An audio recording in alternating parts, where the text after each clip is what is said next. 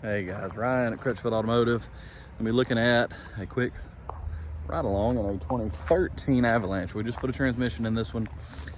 Some things to know on GM products. These year trucks, probably 11-ish to, even the current ones sometimes are finicky on their transmissions. So this one got a used transmission with a warranty.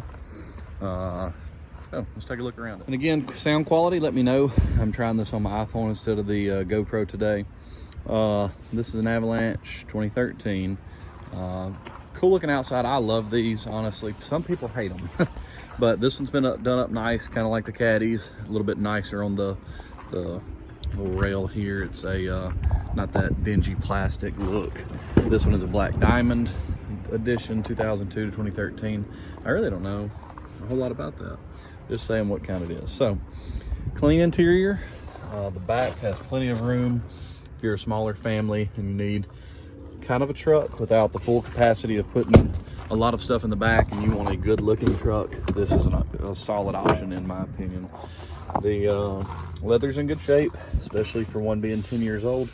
The numbers on your climate control are always going to come off.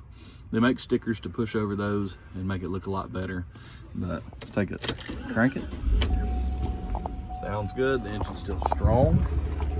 The only problem, like most GMs, the dash is cracked, so something you're gonna have to deal with there. Common problems, again, it's gonna be your transmission. Sometimes you see engine problems, go ahead and do the DOD delete, get rid of the going down to the 4 cylinders. If you get a truck like this that goes to 4 cylinders, go ahead and get that gone. It's gonna be a lot better for you as far as the longevity of the truck.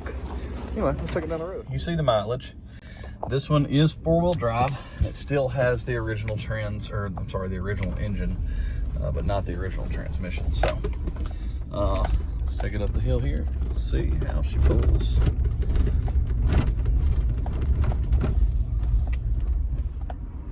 If you don't get a good shot, I am not looking at my phone, so you'll have to forgive me. I'm not gonna put a mount in every vehicle that we drive out of the shop, but good strong engine, sounds healthy.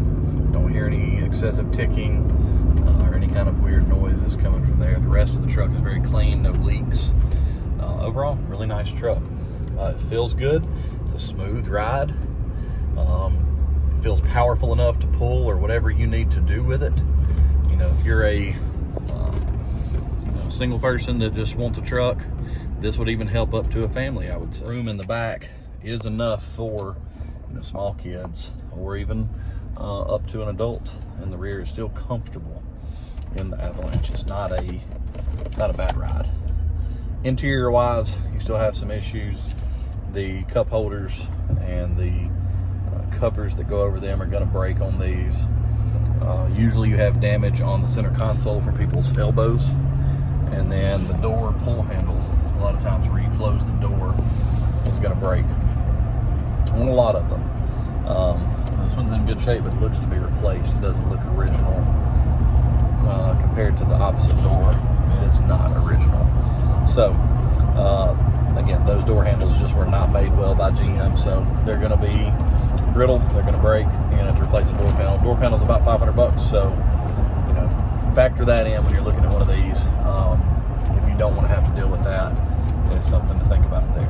So you got any questions on the Avalanche, throw them in the comments. I'll be glad to try and help answer those. And hopefully, if I was looking for a truck and I just didn't need I wasn't going to be carrying lumber, putting a side-by-side or a 4-wheeler in the back. If I didn't have a trailer, if I had a trailer, this truck's going to be just fine for that. But the bed is shorter. The bed is covered. The bed is not as